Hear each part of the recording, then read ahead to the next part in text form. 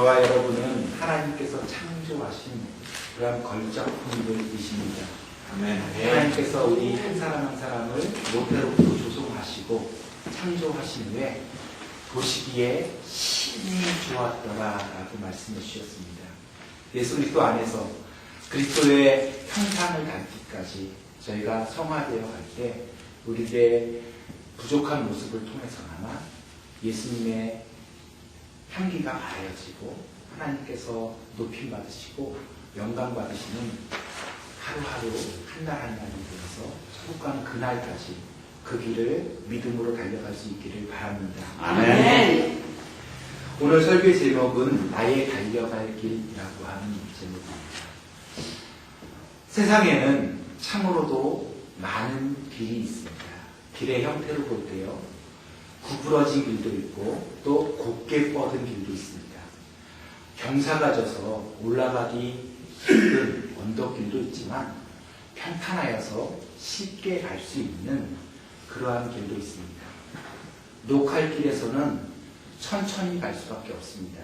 그러나 하이웨이에서는요, 고속도로에서는 쌩쌩 달려갈 수도 있습니다. 방향으로 볼 때에는 잘못된 방향으로 가는 잘못된 길도 있습니다.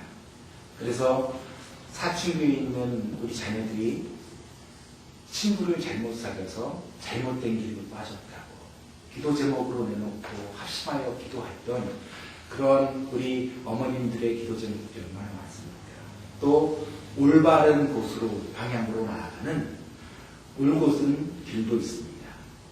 또 삶의 형태로 바라볼 때에는 김연아 선수나 박태환 선수처럼 운동을 해서 국위를 선양하고 국민들의 마음 가운데에 자부심을 심어주고 또 국가의 이상을 높이는 체육인의 길도 있고요. 병들고 아픈 사람들을 치료해주고 돌봐주는 그런 의원의 길도 있습니다. 그리고 한국에서는 얼마 전에 대통령 선거가 있었는데요. 나라를 다스리고 통치하는 그러한 정치인의 길도 있습니다. 그리고 하나님의 말씀을 증거하고 진리의 말씀을 선포하고 영혼들을 온 가슴으로 품고 기도하는 그러한 목회자의 길도 있습니다. 세상에는 이처럼 많은 길들이 있고 우리는 그 길을 통해서 목적하는 곳에 도달하게 됩니다. 한마디로 길이란 원하는 곳에 도착하기 위한 도구인 것입니다. 우리가 살고 있는 뉴저지에서 플로리다를 가기를 원한다면 제가 신혼여행을 키웨스트 다녀왔거든요. 플로리다 제일 남단에 있는 거기를 가려면 95번 사우스 도로를 타야 합니다. 그것을 목적하고 80번 도로를 타면 갈 수가 없습니다. 반면에 포코노를 가기를 마음먹고 95번 도로를 선택하면 길을 잘못 선택한 것입니다. 80번 도로를 타야 하는 것입니다. 이처럼 어떠한 길을 가느냐 하는 것은 대단히 중요합니다. 왜냐하면 내가 가는 그 길에 따라서 나의 운명이 결국은 결정되어지기 때문에 그렇습니다. 이 이야기는 미국에서 실제로 있었던 이야기입니다. 어느 날 주일 저녁 두 청년이 타락하기를 작정하고 한번 놀아보자는 것이죠. 요즘 유행하는 싸이의 노래처럼 갈 때까지 가보자 그런 마음으로 쾌락과 술과 여자와 이런 유흥이 있는 도박장으로 발걸음을 향했습니다. 그런데 공교롭게도 그 도박장 입구 옆에는 조그마한 교회당이 하나 있었습니다. 그 교회당 입구에 교회 이름을 걸고 또 예배 시간이나 이렇게 알리는 광고 문구가 있잖아요. 근데 그 주위에 설교 제목이 걸려 있었는데 죄의 싹은 사망이다라고 하는 글귀가 있었다고 합니다. 두 청년 중 한 명이 그 글귀를 읽고 갑자기 마음에 죄의식이 생기기 시작했습니다. 그래서 옆에 있던 친구에게 우리 오늘은 도박장에 가지 말고 교회에 가지 않을래? 라고 이야기를 합니다. 그랬더니 옆에 있던 친구가 버럭 화를 내면서 한번 결심을 했으면 끝까지 가야지. 무슨 소리를 하느냐고 이야기를 했고, 그 친구는 처음 마음이 먹은 대로 도박장으로 발걸음을 옮겼고, 이 친구는 조심스럽게 두렵고 떨린 마음으로 자그마한 교회당으로 발걸음을 옮겼습니다. 교회당 안에서 그 주일 저녁에 목사님의 입술을 통하여서 하나님의 말씀이 선포되어질 때에 제 옛싹슨 상황이고 하나님의 은사는 우리 구주 예수 그리스도 안에 있는 영생이다. 의인은 없나니 하나도 없다. 하나님이 세상을 이처럼 사랑하사 독생자를 주셨으니 이는 저를 믿는 자마다 멸망치 않고 영생을 얻게 하려 함이라고 하는 하나님의 말씀이 선포될 때에 가슴이 뜨거워지는 것을 경험하면서 성령의 감화 감동 속에서 그날 그 청년은 예수 그리스도를 자신의 구주로 영접하고 변화된 새로운 삶을 살게 되었습니다. 그로부터 30년이 지난 후 이 젊은 청년은 미국의 대통령으로 취임하게 됩니다. 이분이 바로 24대 대통령으로 유명한 클리블랜드입니다. 클리블랜드 대통령이 대통령으로 취임하는 그 순간 도박장으로 발걸음을 향했던 친구는 감옥 안에서 자신의 친구가 대통령으로 취임한다는 소식을 접하면서 가슴을 치면서 후회를 하게 됩니다. 한순간에 잘못된 선택으로 말미암아 이처럼 참담한 인생의 비극을 맞이할 수 있다고 하는 것을 깨달았기 때문입니다. 전자상품의 광고에도 순간의 선택이 10년을 좌우한다라는 그런 광고 문구가 있습니다. 우리의 인생은 결국 어떠한 길을 선택하느냐에 따라서 우리의 운명이 달라지게 됩니다. 클리블랜드라고 하는 젊은 청년이 도박장과 교회 사이에서 갈등하면서 어느 길을 택할까 고민했던 것처럼 저와 여러분의 인생에 있어서도 우리는 끊임없이 무엇을 선택해야만 하는 그러한 기로에 서게 됩니다. 이것이 우리의 인생입니다.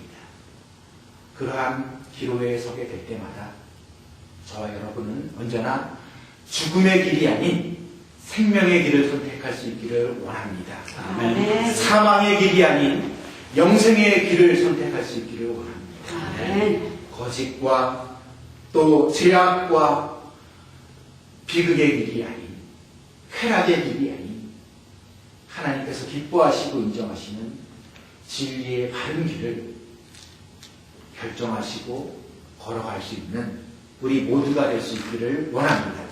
아멘. 예수님께서는 좁은 문으로 들어가라. 멸망으로 인도하는 문은 크고 그 길은 넓어서 그리로 들어가는 사람들이 많지만 생명으로 인도하는 문은 좁고 그 길이 협착하여서 찾는 이가 적다고 말씀해 주셨습니다. 우리는 좁은 문으로 가야 합니다. 비록 그 길이 작아서 협착하여서 찾는 이가 적다 할지라도 또 고난의 길이고 십자가의 길이라 할지라도 우리는 그 길을 가야 합니다. 왜냐하면 그 길만이 생명의 길이고 그 길만이 영생의 길이고 그 길만이 축복의 길이기 때문입니다. 아멘. 세상에 많은 사람들은 넓은 문, 크고 넓은 문으로 가지만 그 길은 비록 그 순간은 좋을지 몰라도 원수 마귀의 유혹으로 가려져 있는 죽음의 길이고 사망의 길이고 멸망과 저주의 길입니다. 우리에게는 끊임없이 두 갈래의 길이 계속해서 주어지게 될 것입니다. 그때 그 순간마다 하나님이 원하시고 기뻐하시고 우리 주님이 기다려주시며 동행해 주시는 그 길을 함께 믿음으로 걸어갈 수 있기를 원합니다. 아멘. 요즘 이 시대를 가리켜서 급변하는 사회라고 합니다. 세상이 얼마나 빨리 돌아가는지 하루만 지나도 그토록 많은 뉴스가 쏟아져 나오고 며칠만 뉴스를 보지 않아도 정말 이렇게 많은 일들이 일어났구나 하는 그러한 시대를 살아가고 있습니다. 그래서 새롭게 생겨나는 용어들이 많이 있습니다. 그 중에 헬리콥터 부모와 캥거루 아이라는 그러한 용어가 있습니다. 사회 심리학자들이 만들어낸 용어인데요. 이 말은 이렇습니다. 헬리콥터 부모는 아이가 장성해서 컸음에도 불구하고 아이를 놓아주고 주체적으로 뭔가를 결정하고 자기 인생을 살아가야 할 터인데 본인의 힘으로 그 아이를 떠나보내지 못하고 헬리콥터처럼 그 아이 주위를 빙빙빙 맴돌면서 무엇이든지 관여하고 간섭하고 부모의 주권으로 아이의 인생을 결정지으려 하는 그러한 부모를 가리킵니다. 캥거루 아이는요, 이제 컸으면 부모로부터 독립해서 뭔가 새로운 것을 도전하고 나아가야 하는데, 캥거루 보면 베이비 주머니가 있잖아요. 그 캥거루 베이비 주머니에 있는 어린 베이비처럼 컸음에도 불구하고 장성했음에도 불구하고 부모로부터 독립해 나오지 못하고 부모를 계속 의지하는 것입니다. 엄마 나 뭐 먹을까? 이거 먹고 알았어. 엄마 나 무슨 공부할까? 대학을 진학하는데 자기 적성에 맞고 하고 싶은 일, 그런 비전이 있는 과목을 선택해야 되는데 너는 의사해야 돼. 너는 변호사해야 돼. 자기 의지와 상관없이 부모의 의지에 따라서 바람에 따라서 대학교를 결정하고, 심지어는 결혼을 하는데도 엄마 나 누구하고 결혼하지? 이런 정신 나간 아이가 있어요. 여기. 자기의 인생을 자기 스스로 결정하지 못하는 그러한 나약한 존재들을 가리켜서 캥거루 아이라고 합니다. 결론적으로 어른 아이라고 부르는데요.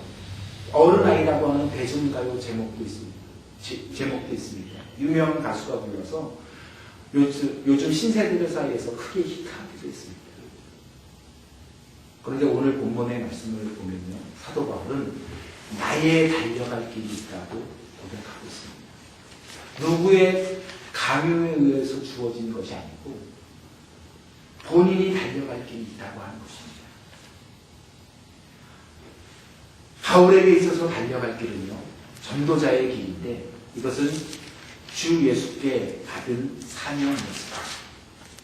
사명은 하나님께서 내게 맡겨주신 것입니다. 그러므로 소홀히 할 수 없는 일입니다. 바울은 전도자의 길을 사명으로 알고 기쁨으로, 감사함으로 달려나갔습니다.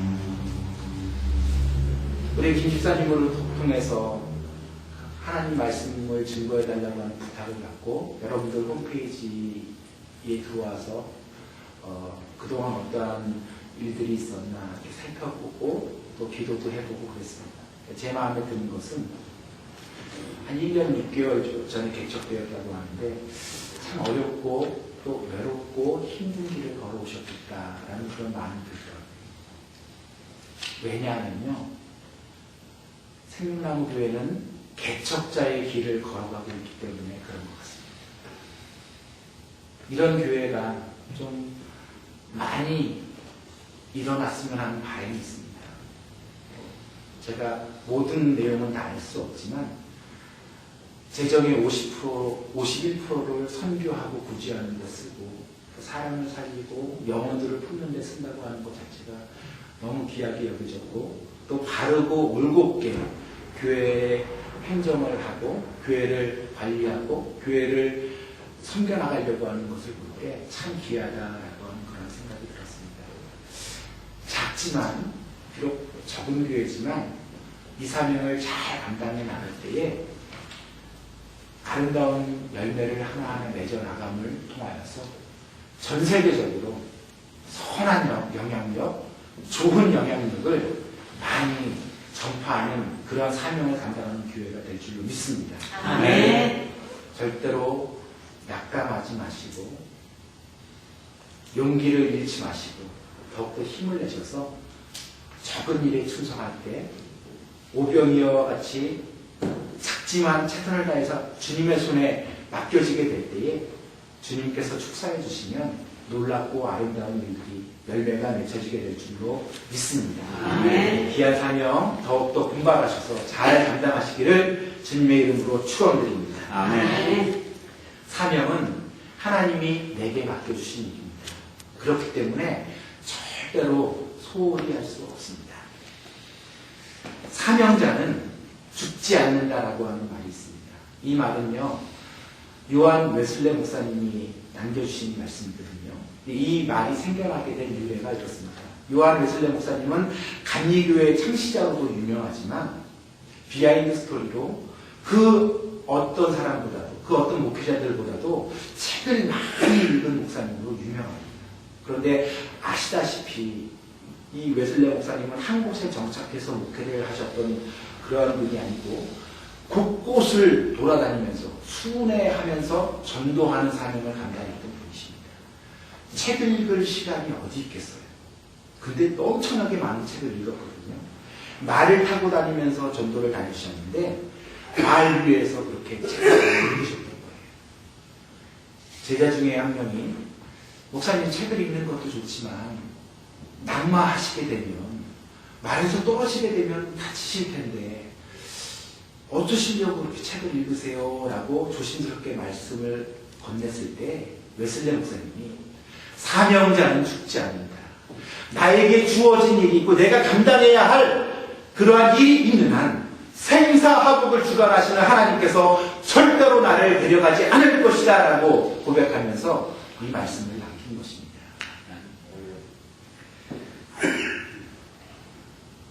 내가 감당해야 할 일이 있는 사람, 내가 아니면 안 되는 그 사명이 있는 사람, 그 사람은 진정으로 행복한 사람입니다.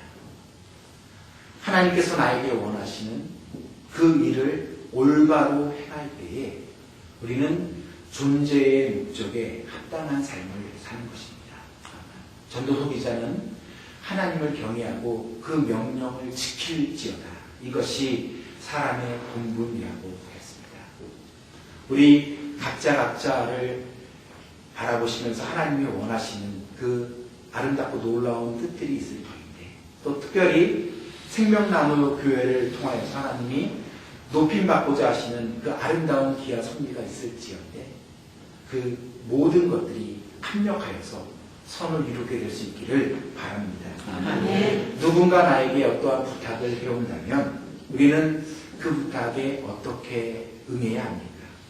그 부탁을 해온 사람이 내가 소중하게 여기고 귀하게 여기는 분이라고 한다면 우리는 그 부탁에 선뜻 응하게 될 것입니다.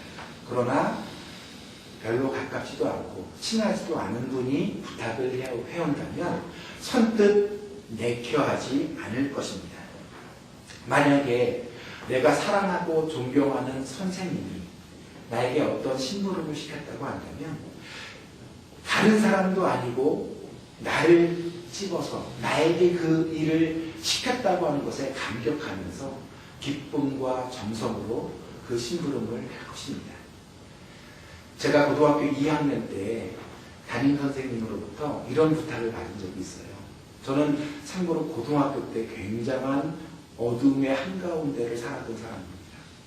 그래서 제가 고등학교를 졸업할 때 고3 때 성적표를 보니까 나중에 신학교에 입학하기 위해서 성적표를 제출해야 되잖아요. 그때 보니까 그전에는 몰랐어요. 성적표도 안 봤던 거죠. 59명 중에 제가 59등으로 졸업을 했더라고요. 이 숫자가 엄청난 거를 시사해 줄 거라고 믿습니다. 근데 제가 초등학교 때 상장도 많이 받았거든요. 반장도 여러 번 하고. 그 가운데에 전교 최우수상을 받은 것도 있더라고요. 그러니까는 이것 아니면 뭐 아니면 또 확실한 인생을 살아가는 사람이죠. 근데 그 선생님께서 제가 고2 때 거의 50일에 가까운 무단 결석을 했던 사람인데, 제가 보통 이런 사람입니다. 그리고 졸업을 할 수 있었던 것은 그 선생님이 정말로 사랑과 정성으로 돌봐주셨고 붙잡아 주셨기 때문에 제가 오늘 이 시간 이 자리에 설 수 있게 된 줄 믿습니다. 연세대학교 대학원을 나오셨는데 학교에 가서 성적표를 좀 띄우라고 하는 거예요. 근데 모범 학생들도 많고 성실한 학생들도 많고 한 60여 명 가운데에 저를 찍어서 그 일을 시키니까 얼마나 감사했던지 몰랐어요. 근데 제가 그 심부름을 하면서 선생님의 성적표를 보았게요, 안 보았게요? 안 봤으면 제가 이런 얘기를 꺼내지를 않습니다. 혹시 여러분들 초등학교, 중학교, 고등학교, 대학교를 졸업하시면서 선생님의 성적표를 보신 분 계시면 한번 손 들어보세요. 없으시죠? 제가 보통 이런 사람입니다. 선생님의 성적표를 봤던. 근데 그렇게 부탁해 주셨던 선생님이 너무 감사하더라고요. 그런데 복음을 전하는 이 사명은 우리의 사랑 되시고 전부이시고 생명 되신 우리 주님께서 저와 여러분에게 부탁해 주신 일입니다. 그러면 우리는 이 부탁에 어떠한 모습으로 응답해야 하겠습니까? 사도 바울은 주님의 이 부탁을 받고 전심전력을 다해서 복음 전도자의 삶을 감당했던 그러한 하나님의 사람이었습니다. 예수님께서는 부활하시고 승천하시기 전에 이와 같은 간곡한 명령을 부탁의 말씀으로 제자들에게 남겨주셨습니다. 예수께서 나와 일러 가라사대 하늘과 땅의 모든 권세를 내게 주셨으니 그러므로 너희는 가서 모든 족속으로 제자를 삼아 아버지, 아들과 성령의 이름으로 세례를 주고 내가 너에게 분부한 모든 것을 가르쳐 지키게 하라. 볼지어다 내가 세상 끝날까지 너희와 항상 함께 있으리라. 예수께서 말씀을 마치신 후에 하늘로 올리우사 하나님 우편 보좌에 앉으시니라. 사랑하는 여러분, 우리도 이 주님의 부탁의 말씀에 사도 바울처럼 전심전력하면서 복음 전도자 달려나가면서 순종할 수 있기를 원합니다. 아멘. 왜냐하면 이 복음은 하나님께서 우리에게 선물로 내려주신 은혜의 복음이기 때문에 그렇습니다. 은혜라고 하는 것은 도저히 받을 자격이 없는 자에게 거저주시는 하나님의 선물입니다. 값이 싸구려 있기 때문에 거저주시는 것이 아니고 우리의 노력으로는 도저히 그 값을 지불할 수 없는 것이기 때문에 그냥 주시는 것입니다. 그냥 거저주시는 것이기 때문에 정말로 소중한 것입니다. 한번 생각해 보세요. 우리의 인생에 있어서 정말로 귀한 것들은 돈으로 살 수 없는 것들입니다. 오늘 날씨가 참 포근하잖아요. 따스한 햇살, 또 시원한 바람, 신선한 공기, 어둠을 밝히는 빛, 사랑, 다 거저주시는 하나님의 선물인 것입니다. 하나님께서 우리에게 주시는 복음이 바로 하나님의 은혜이고 선물인 것입니다.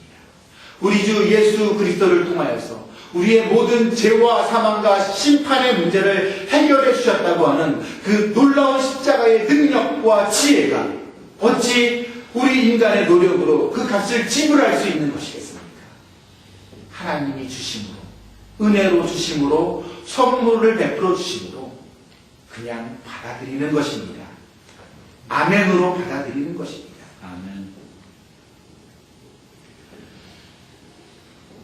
복음은 하나님의 은혜이고 선물입니다. 우리 주 예수 그리스도의 십자가의 죽으심과 부활하심과 다시 오십니다. 우리는 이 능력의 복음을 증거해야 합니다. 하나님께서는 나 혼자만 잘 먹고 잘 살라고 우리에게 이처럼 놀라운 은혜의 복음을 허락해 주신 것이 아닙니다. 복음은 온 천하 만민을 구원하기 위한 하나님의 도구입니다. 그러므로 전파되어야 하며 증거되어야 합니다. 예루살렘 교회가 자신들의 신앙생활에 만족해야 하며 안주하려고 할 때 하나님께서는 엄청난 박해를 허락하시면서까지 예루살렘 교회 성도들이 온 지역으로 흩어지게 하셨고 그 흩어짐으로 말미암아 복음이 전파되게 하셨습니다. 그리고 제자들이 나가서 두루 전파할 때에 주께서 함께 역사하셔서 그 따르는 이적과 표적으로 말씀이 확실히 증거되게 하셨습니다. 성경은 누구든지 주의 이름을 부르는 자들은 구원을 얻으리로다. 그런즉 믿지도 않는 이를 어찌 부르리요, 듣지도 못한 이를 어찌 믿으리요, 전파하는 자가 없이 어찌 들으리요, 보내심을 받지 아니하였으면 어찌 전파하리요. 그런즉 아름답도다 복음을 전하는 자들의 발이함과 같다고 말씀해 주시므로 복음을 전하는 일이 얼마나 소중한 일이고 복음을 전하는 전도자의 발이 얼마나 아름다운지를 칭송해 주고 있습니다.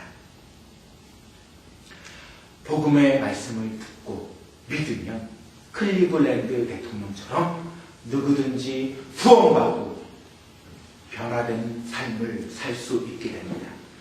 우리 주 예수 그리스도 안에서 복음으로 풍성한 은혜의 삶을 살 수 있게 됩니다.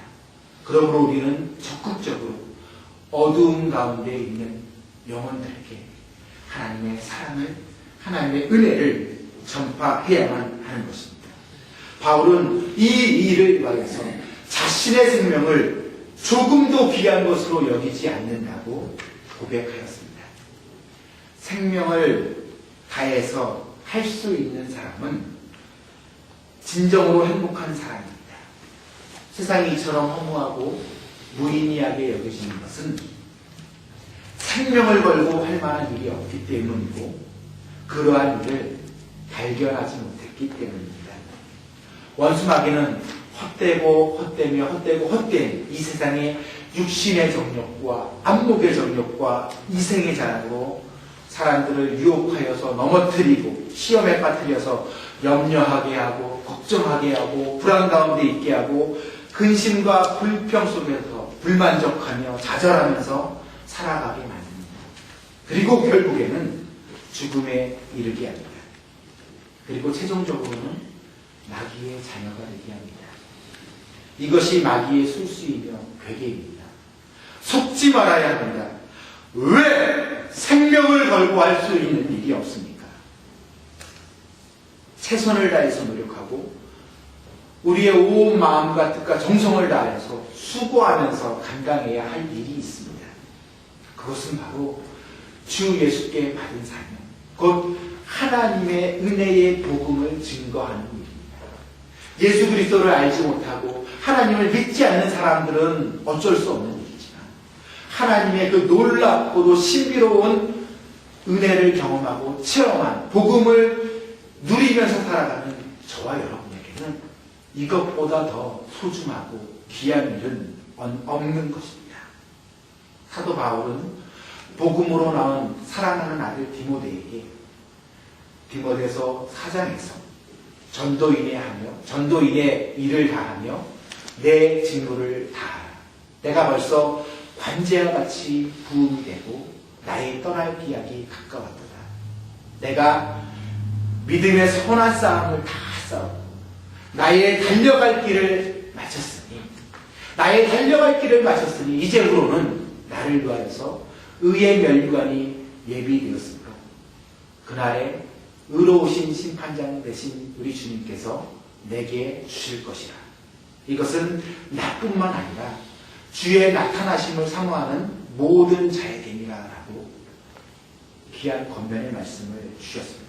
그리고 계속해서 자신을 위하여서 기도해 줄 것을 부탁하되 자신은 복음 전하는 사명 가운데 그 일에 매임을 당하였음도 기도를 항상 힘쓰고 기도에 감사함으로 깨어있으라. 또한 우리를 위하여 기도하되 하나님이 전도할 문을 열어주사 그리스도의 비밀을 말하게 하시기를 구하라. 내가 이것을 위하여서 매임을 당하였노라라고 고백하였습니다. 사랑하는 성도 여러분, 우리는 무엇을 위해서 어떠한 삶을 살아야 하겠습니까? 어떠한 인생이 후회 없는 인생을 살아가는 것이겠습니까? 우리의 삶은 한 번 지나가면 다시는 돌이킬 수도 없고 다시는 되돌아오지 않는 그러한 소중한 인생입니다. 이 세상의 것들을 위해서 사는 인생은 결국 한숨이요 후회요 헛된 것들입니다. 그러나 하나님을 위해서 행하는 일이라면 절대로 그렇지 않습니다. 우리 주님께서 친히 말씀해 주셨습니다. 하나님을 위해서 예수님의 이름으로 소자에게 물 한 잔 대접하는 것이라 할지라도 주님의 이름으로 행하는 것이라면 하늘나라에서 결단코 상을 잃음이 없으리라 말씀해 주셨습니다. 우리의 창조주 되신 하나님 아버지를 위한 삶, 우리의 주님이신 예수님께서 부탁해 주신 지상 최대의 명령에 복음 전파에 순종하면서 달려나가는 삶, 주님과 동행하면서 성령의 능력으로 복음을 위해서 하나님의 영광을 위해서 살아가시지 않겠습니까? 오늘 본문의 말씀은요, 사도 바울이 밀레도에서 예루살렘으로 들어가기 전에 예루살렘에 들어가면 자기 자신이 생명을 잃게 될 것을 이미 직감한 상태입니다. 그때에 에베소에 있는 장로님들을 청하여서 마지막 고별 설교를 한 내용이고 그 설교의 결론입니다. 사도행전 20장 22절 말씀인데요. 보라, 이제 나는 성령에 매여 예루살렘으로 가는데 거기서 무슨 일을 당할는지 알지 못한다. 오직 성령이 각성해서 내게 증언하여 결박과 환난이 나를 기다린다 하시나 나의 달력의 길과 주 예수께 받은 사명 곧 하나님의 은혜의 복음을 증거하는 일을 마치려 하는 나의 생명을 조금도 귀한 것으로 여기지 아니하노라. 보라, 내가 여러분 중에 왕래하며 하나님의 나라를 전파하였으나 이제는 여러분이 다 내 얼굴을 다시 보지 못할 줄 아노라. 사도 바울의 이 믿음의 고백이 저와 여러분의 신앙의 도전이 되어서 우리에게도 동일하게 고백되어지는 아름다운 신앙 고백이 될 수 있기를 바랍니다. 사도 바울은 자신의 생명을 아끼지 않고 하나님을 위하여서 내어드렸는데요. 본문의 말씀은 조금도 귀한 것으로 여기지 않는다고 했습니다. 자신이 죽더라도 자신의 생명을 들여서라도 하나님의 복음이 전파되어지고 천하보다도 더 귀한 한 영혼이라도 더 구원받고 하나님이 영광 받는다고 한다면 100번이고 1000번이고 10,000번이고 얼마든지 죽을 수 있다는 것입니다. 나의 달려갈 길과 저와 여러분이 우리가 달려갈 길이 분명해질 수 있기를 원합니다. 아멘. 나의 달려갈 길과 주 예수께 받은 사명, 우리 한 사람 한 사람을 통하여서 이루고자 하시는 하나님의 뜻이 있고 비전이 있고 생명나무 교회를 통해서 하나님이 높임받고자 하는 귀한 섭리가 있지 않습니까? 주 예수께 받은 사명, 곧 하나님의 은혜의 복음을 전파하는 일을 다하기 위해서는 나의 생명을 조금도 귀한 것으로 여기지 아니하는 우리 모두가 될 수 있기를 원합니다. 한번 같이 고백할 수 있기를 원합니다. 제가 먼저 말씀드리면 같이 믿음으로 한번 큰 목소리로 고백할 수 있기를 원합니다. 나의 달려갈 길과 주 예수께 받은 사명, 곧 하나님의 은혜의 복음을 증거하는 일을 마치려 하면은 나의 생명을 조금도 귀한 것으로 여기지 아니하노라.